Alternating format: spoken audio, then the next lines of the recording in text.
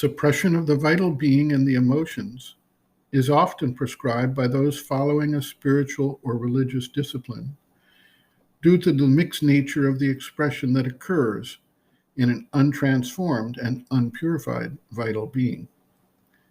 It is also true that there have been a number of cases, including high-profile leaders of spiritual programs, where the development of the emotional powers in the direction of devotion has been abused through misdirection to provide gratification and even sexual exploitation for the leader in control of the practices, with excuses such as deepening the spiritual connection. This has occurred as widely publicized in the pedophilia scandal that has rocked the Catholic Church, although much of this was not based in creation of a devotional energy, but in pure expression of lower vital drives.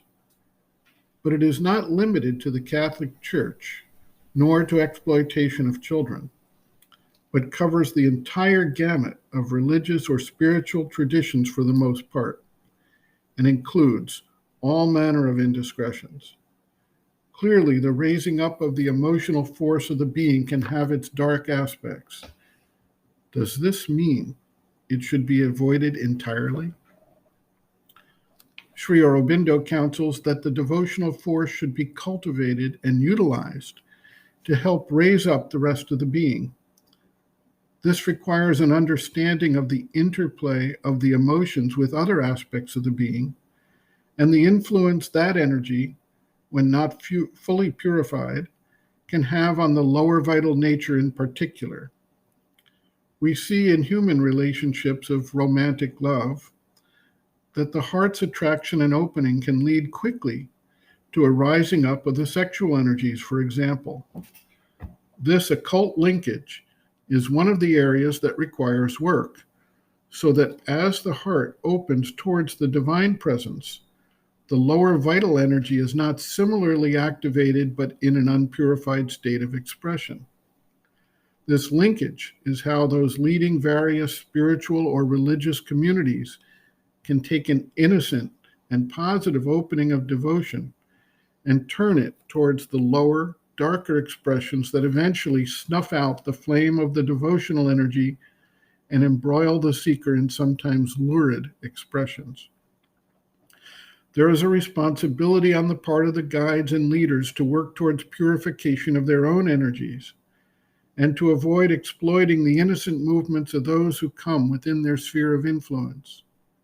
There is also a responsibility for the seekers to keep the aspiration and devotional energies pure and directed towards the divine, and not transferred to a human intermediary in an uprush of a lower vital drive.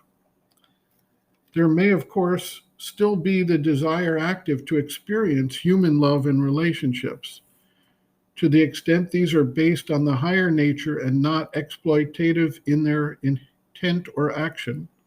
Clearly, there is a stage in the development where such actions may take place while the spiritual flame in the heart continues to grow and develop.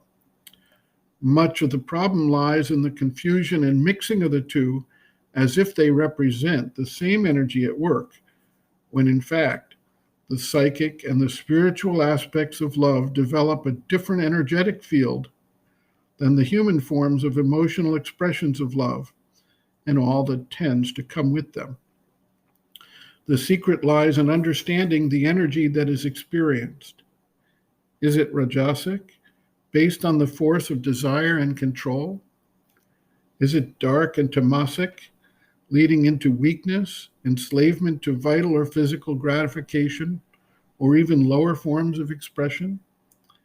Is it a sattvic force that comes with light and a deep sense of peace and upliftment? As one experiences the opening of the heart of devotion, one can begin to understand and identify the quality of that force and work to purify and uplift it, not letting it stray into rajasic or tamasic forms until such time as it can manifest without any admixture of desire, attachment, lust, or greedy impulse. Sri Aurobindo writes, quote, if one does not encourage the devotion of the emotional being merely because the lower vital is not yet under control and acts differently, then how is the devotion to grow and how is the lower vital to change? Until the final clarification and harmonizing of the nature, there are always contradictions in the being, but that is not a reason for in any way suppressing the play of the better movements. On the contrary, it is these that should be cultivated and made to increase, end quote.